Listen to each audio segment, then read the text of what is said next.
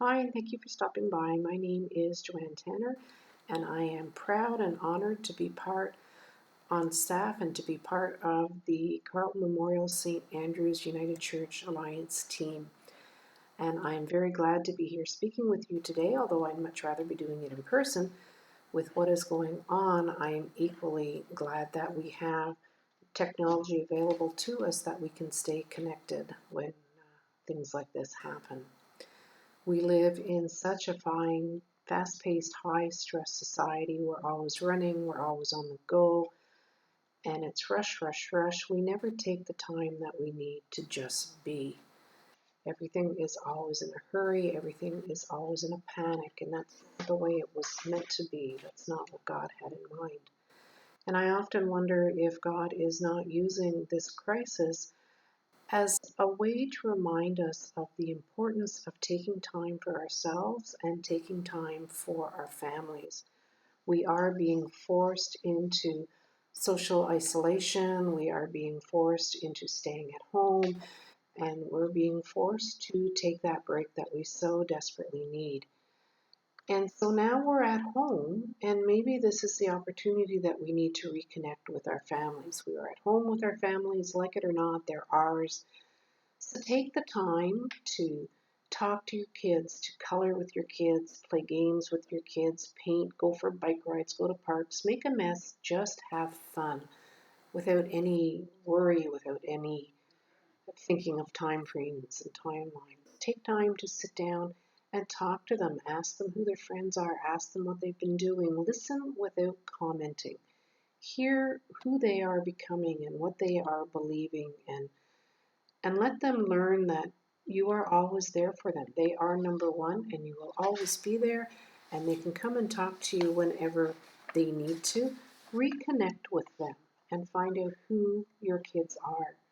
Take the time to reconnect with your spouse. With these hectic schedules, we often lose touch with the main person, whether it's a spouse, a partner, a significant other. Take the time to speak with them. Take some quality time and just spend some quiet time reconnecting and getting to know each other again. And I know with my girlfriends, we can't be together right now, but we have so much technology available to us that we're planning a virtual paint night, which should be very interesting. None of us know how to paint, but we're going to give it a shot and enjoy each other's company from the safety of our own homes. We have Facebook, we have Skype, we have Twitter, and so many other things that I just don't know about because I am not technologically savvy. And if you're in the same boat as me, all it takes is a phone call to find somebody who can talk you through it and help you get set up so that you too can share in the joys that technology are giving us and you can stay connected in the lives of the people who matter most to you. And the other thing that I wonder if God is using this crisis as an opportunity to remember the importance of ourselves. We're a very hierarchical based society, and often our value is judged on what it is that we do. And that is not a fair judgment, and it's not a judgment that's biblical for sure. Let's face it, it is not the CEOs and the multimillionaires and the movie stars that are keeping our society going right now. We owe a debt of gratitude to the nurses and the paramedics who are out there 24 hours a day working endlessly. We also owe a debt of gratitude to our firemen and our policemen who are out there with them, solving problems, helping people, putting their own health at risk, and not being able to spend time with their family to ensure that we are safe and able to spend time with ours. And in addition to that, we owe a huge debt of gratitude towards people who work in drive-throughs, people who work in pharmacies, people who work in grocery stores, who are out there working long hours to make sure that we have food on the table and medical supplies that we need. And they're putting their health on the line to do this for us. And they're risking their own families to do it. And we also need to remember our um, garbage people, our sanitational engineers is their proper title, with all due respect. and be grateful for the work that they are doing, picking up our garbage and our recycling on a weekly basis. These are the real heroes in our society right now. And these are the people who are usually frowned upon and looked down upon as being not that important. And I think this crisis is a time that we need to take to revisit what we consider important.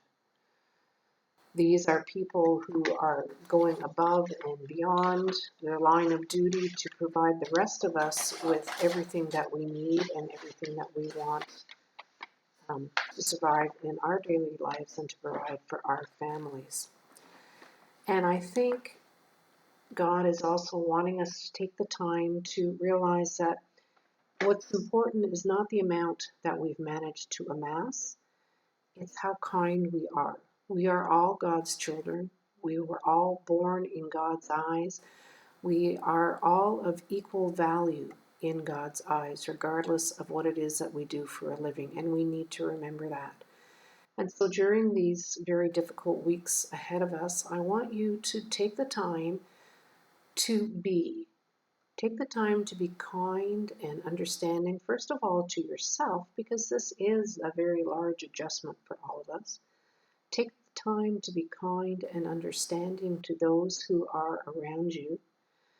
Take a little bit of extra time for compassion and for patience, and be good to one another, because that is what we need. And I want to close with something that I came across, and excuse me if I read it, because my memory, I'm getting old, I'm not remembering all this stuff. The gentleman's name is Thich Nhat Hanh, and he is a Vietnamese Buddhist monk and peace activist. And he lives in the Plum Village spiritual community in South France. And this is what he has to say. We have a tendency to think in terms of doing and not in terms of being. We think that when we're not doing anything, we are wasting our time, but that is not true. Our time is first of all for us to be. But to be what?